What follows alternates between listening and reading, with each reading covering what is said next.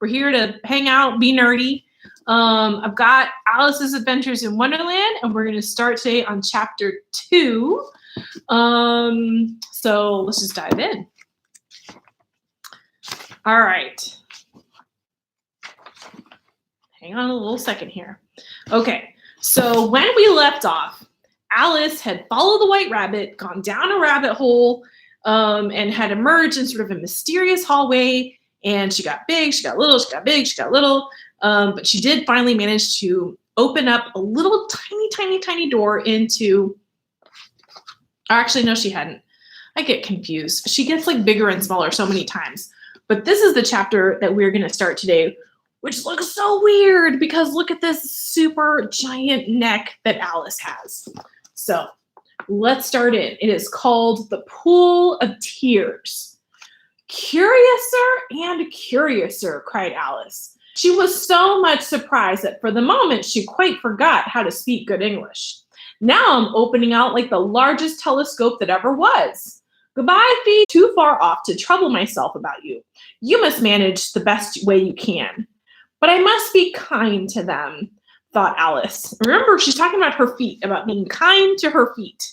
I don't know if you are kind to your feet, if you put like comfy socks on them, etc. I must be kind to them, thought Alice, or perhaps they won't walk the way I want to go. Let me see. I'll give them a new pair of boots every Christmas. And she went on planning to herself how she would manage it. They must go by the carrier, she thought, and how funny it'll seem sending presents to one's own feet. And how odd the directions will look. Oh, there's Michaela. Hi, Michaela. Okay, so here is Alice sending, and then you could like Amazon your own feet. Alice's right foot, Esquire. Hearthrug near the fender with Alice's love. Now rather more than 9 feet high, and she at once took up the little golden key and hurried off to the garden door. Poor Alice. It was as much as she could do, lying down on one side to look through into the garden with one eye, but to get through was more hopeless than ever. She sat down and began to cry again. So here's poor Alice. She's gigantic. She's trying to like look through one eye through the garden, can't do it. After a time, she heard a little pattering of feet.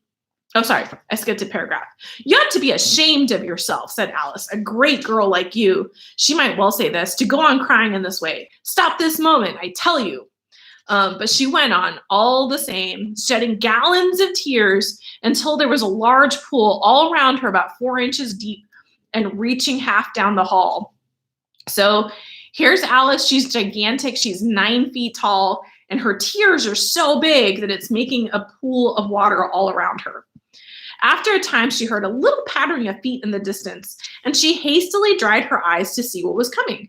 It was the white rabbit, remember, Conejo Blanco, splendidly dressed with a pair of white kid gloves on one hand and a large fan in the other. I want to tell y'all something, but I want to tell you and I don't want to tell you. Does anybody know what kid gloves are? I know sometimes there's a lag, so I'll give you a little second. Kid gloves. Okay, I'm going to tell you. They're not gloves that are for kids. They're gloves that are made of kids, but not human kids. That's what you call a baby goat. So they're baby goat gloves because the leather is like very soft. Things or movies, and you see, people wearing period costumes, or when you see like old paintings and photographs, and they have the white gloves, baby goats. Okay. Anyway. So the white rabbit has, he has the white kid gloves and a large fan in the other. He came trotting along in a great hurry, muttering to himself as he came, "Oh, the Duchess! Won't she be savage if I've kept her waiting?" Alice felt so desperate that she was ready to ask help of anyone. So when the rabbit came near her, she began in a low, timid voice, "If you please, sir, The rabbit started violently, dropped the white kid gloves and fan, and scurried away into the darkness as hard as he could go. Alice took up the fan and gloves, and as the hall was very hot, she kept fanning herself all the time she was talking. Dear, dear, how queer everything is today. And yesterday things went on just as usual. I wonder if I've been changed in the night? Let me think. Was I the same when I got up this morning? I almost think I can remember feeling a little different. But if I'm not the same, the next question is, who in the world am I? Now that's the great puzzle. And she began thinking over all the children she knew that were of the same age as herself to see if she could have been changed for any of them. So, okay, we did talk about this a little bit yesterday, how Alice in Wonderland is a lot like Dorothy and the Wizard of Oz because it's a young girl, she's like magical adventures. But Dorothy's big question is, how do I get home? Where am I? How do I get home? Getting bigger, smaller, what's going on? It's a little bit like being a teenager. So you go through all these weird changes and then you have like an identity crisis. You have to like write the poetry and, listen to music and so forth. Okay. She began thinking over all the children she knew that were of the same age as herself to see if she could have been changed for them. I'm sure I'm not Ada, she says, for her hair goes in such long ringlets, and mine doesn't go in ringlets at all. And I'm sure I can't be Mabel, for I know all sorts of things, and she knows such a very little. Besides, she's she, and I'm I. Oh dear, how puzzling it all is. I'll try if I know all the things I used to know. And y'all, at the end, like when we read a little bit more, I'm going to explain what's going on there because it's actually Aristotelian logic, which is very fancy. Times 6 is 13, and 4 times 7 is, oh dear, I shall never get to 20 at that rate. Guys, how's Alice's math? Not good, not a strong suit. However, the multiplication table doesn't signify. Let's try geography. London is the capital of Paris, and Paris is the capital of Rome. And no, that's all wrong, I'm certain. So guys, what is London the capital of? It is the capital of England. And what is Paris the capital of? It is the capital of France. So Alice is just talking nonsense. I must have been changed for Mabel. I'll try and say, how doth the little? And she crossed her hands in her lap as if she were saying lessons and began to repeat it, but her voice sounded hoarse and strange, and the words did not come as they used to do so. I was like, hey, so here's the poem that she's reading. Now, this book has a whole ton of poetry, and some of the poems and songs, we still sing them, so we're familiar with them, but some of them we don't. So this is a riff off of a poem. It's like satire off of a poem. So in this case, originally there was a poem, Michaela. No, it is not the capital of Canada. But originally there was a poem that all little kids would have known and been really familiar with. And it was called How Doth the Little Busy Bee. And it was all about how children should be occupied all the time with work like little busy bees. And if they were occupied all the time with work and worked very, very, very hard like little bees, then if they died, they'd go to heaven. I mean, that's what the poem is. You can imagine the rest of the poem. But anyway, do you remember how I said that like in the 1800s, that's what the poem was. So when Alice tries to do How Doth the Little, this is how Alice does the poem. How doth the little crocodile improve his shining tail and pour the waters of the Nile on every golden scale? How cheerfully he seems to grin, how neatly spreads his claws and welcomes little fishes in with gently smiling jaws. I am sure those are not the right words, said poor. No, I've made up my mind about it. If I'm Mabel, I'll stay down here. It'll be no use their putting their heads down. Come up again, dear. I shall only look up and say, well, who am I then? Tell me that first. And then if I like being that person, I'll come up. I'm so very tired of being all alone here. So poor Alice, she's doing like a little bit of social distancing. And haven't we all wanted to, you know, when somebody's calling our name, Miss Checka, Miss Checka, Miss Checka, Miss Checka, say like, Miss Checka's not home right now. Miss Checka is currently, you know, Joan of Arc, and then not respond until you're Joan of Arc. So this is Alice. She's like, you can call my name, but maybe I don't feel like being Alice. As she said this, she looked down at her hands and was surprised to see that she had put on one of the rabbit's little white kid gloves while she was talking. How can I have done that? She thought. I must be growing small again. Oh yeah, no, yeah, it's social distancing, Claire, social distancing. How can I have done that again? She thought. I must be growing to the table to measure herself by it, and found that as nearly as she could guess, she was now about 2 feet high and was going on shrinking rapidly. She soon found out that the cause of this was the fan that she was holding, and she dropped it hastily, just in time to save herself from drinking away altogether. Yes, Miss Boyette, she put on the baby goat gloves and changed, but very glad to find herself still in existence. And now for the garden. And she ran with all speed back to the little door. But alas, the little door was shut again, and the little golden key was lying on the glass table as before. And things are worse than ever, thought the poor child, for I never was so small as this before, never. And I declare that it is too bad that it is. And as she said these words, her foot slipped, and in another moment, splash, she was up to her chin in salt water. Okay, can you see this? So here's little teeny tiny Alice, and she slipped in a pool of water, and it's salt water. So what is she drowning in? It's her own tears from when she was gigantic. It's so weird. So imagine that you cried and cried and cried so much that you could swim in your own tears. And of course, like, it's salty water because your tears are salty. Her first idea was that she had somehow fallen into the sea. And in that case, I can go back by railway, she said to herself.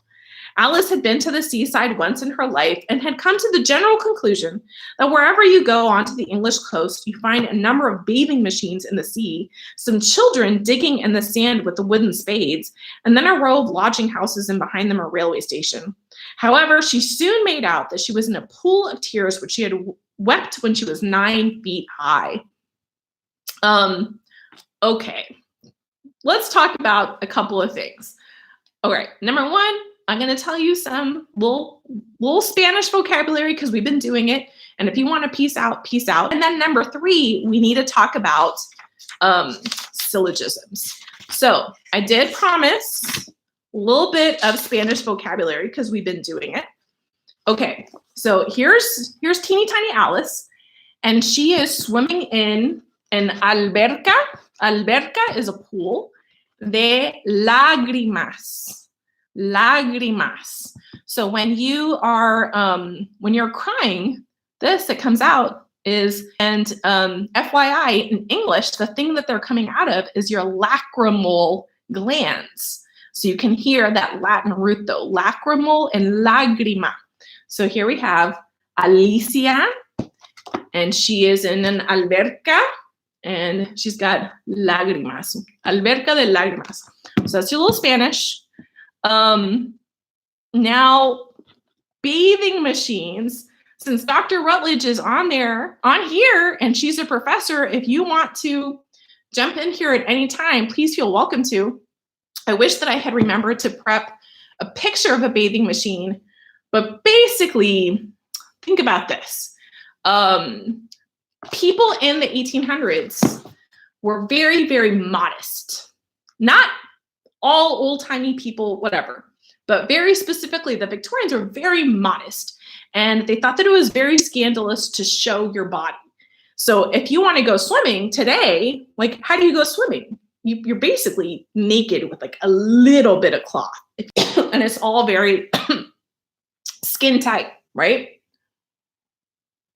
Well, you never could have done this if you were a woman back then, because whoo, it's just too scandalous. So if you were a lady and you wanted to go swim in the ocean, maybe because, entertainment, it's fun, but also maybe your doctor prescribed, I'm just going to describe it as like a little hut, and it's drawn by horses into the water. So instead of like standing on the beach and then diving into the water, you get into the bathing machine. The bathing machine takes you out into the ocean, and then you can swim. So if you went to the beach, what you would see is a lot of these, a lot of these, they would look like a closed carriage into it. In fact, oh no. So that was one thing. The third thing that I wanted to tell you about was the syllogisms, because this is sort of like the meat. Oh, yeah. And what Dr. Wellich is saying is like, you can't have anything, skin tight. So your bathing suit, it's a dress. Yeah, it's wild. I like seeing like old beach engravings and things. Okay, so we said on the very first episode when we were talking about Lewis Carroll that first of all, his name's not Lewis Carroll. His real name was Charles Dodgson, and that he was not a children's book writer, that he was a math professor. And his specialty was logic. And we know that sort of like the godfather of logic is philosopher. So if you're writing a children's book because like you're entertaining your boss's kids, you put in a whole bunch of math jokes in there, right? Which is exactly what Lewis Carroll did. So let me walk you through a syllogism as best I can without a chalkboard. But I'm going to try it out. So godfather of logic, Aristotle. I want to know if something is true for sure. I can use my senses and therefore I can prove it, right? So for instance, I would like to prove that this water is wet. So, I felt it, it's wet, yeah, okay. I would like to prove that, this book is solid, it's not a liquid, it's not a gas. Yep, it's true. But there are certain things that we can't prove them using our senses because it's just impossible to do it. So if I wanted to prove to you that you can't breathe on the moon, that wouldn't be very hard. That would be very hard for me to do, right? So Aristotle said, well, there has to be a way for us to prove whether something is true or not true using logic instead of our senses. So he came up with what we call a syllogism, okay? So here's a very of the godfather of logic, that Socrates is a man, okay? We're all agreed. Let's agree point number 2. All men are mortal. You know what a mortal is, right? That you kill them and they die, as opposed to immortal, which is you kill them and they don't die. So if Socrates is a man and all men are mortal, well, my conclusion is therefore Socrates must be immortal. And then he proves it. Now, he could have proved it directly by saying like, well, I want to prove that Socrates is immortal. And then like you stab him. And then if he died and they're like, oh, wrong. So it's very handy to be able to prove things just using logic. So if I was teaching a class at school, usually what I would do right now is I would make everybody in the room prove right now that they are not Abraham Lincoln. Right? So try it. So number 1, something. Number 2, something else. Number 3, conclusion, right? So in the past, I've had a lot of students will say like, well, Abraham Lincoln wore a hat. And is the hat, then the second that you put the hat on, you're the great emancipator. You see what I mean? Okay. So you could try out a couple of these. So let's look back here, having this in mind, at this part where Alice says this kind of mean thing. where she's trying to figure out who she is. Is she Ada or is she not Ada? Oh, Abe Lincoln is not alive. I am live, proven, except for the second that you die, you become the 16th president. Claire, yes, this is yes.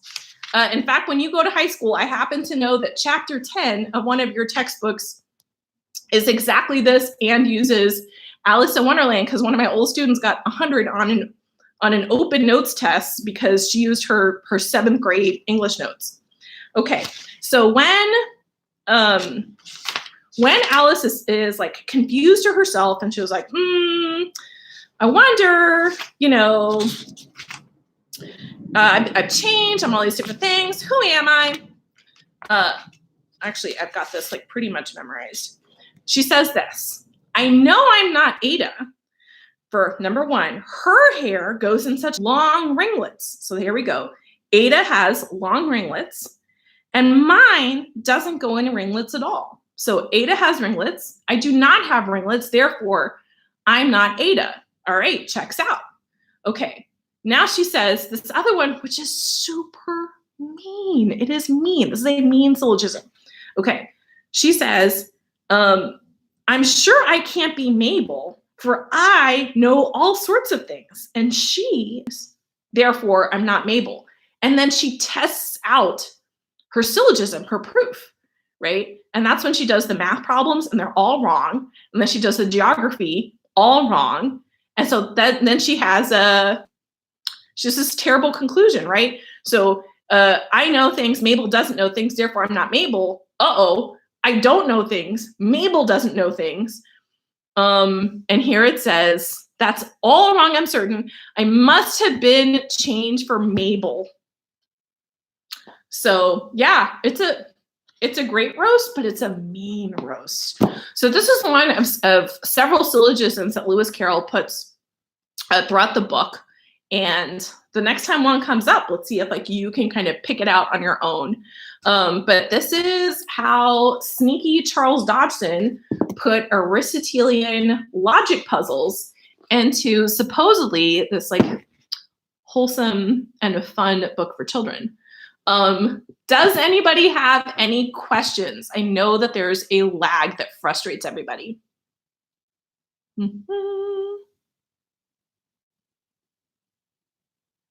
Oh, I'm just seeing that there's a whole lesson going on here with my friend from growing up, from when I was in junior high and high school. And Dr. Elledge is also my friend from growing up. I used to babysit her and she lived across the street. Okay. Next live, guys, what day of the week is it? Today is Friday. Let's do the next live on Monday. All right. So Monday, definitely keep your notes for math class in the future, and we'll do a little bit more Alice. It's true though. It's true. When Dr. Freeze and I were in the 7th grade, she had the lockers were double stacked like this, and Dr. Freeze had the locker on the bottom, and I had the locker on the top. And I was super messy. So when I opened my locker and Dr. Freeze was opening her locker, everything came tumbling out and this big old math book hit her in the face and gave her a black eye. But we're still friends. We're still friends. And if this was a 19th century Victorian children's story, then I would have learned a lesson about being more tidy and orderly with my locker so that I wouldn't accidentally give my friend a black eye, but I did not learn that lesson and we're still friends. So, woo! All right, guys. Teaching my hard Moses. Oh, yeah. Guys, have a good weekend. Take care of yourselves, and we will pick this up on Monday.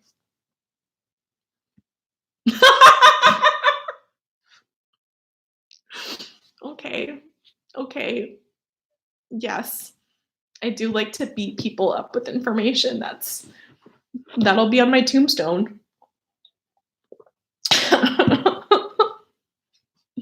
All right. Bye, guys. That was a good time.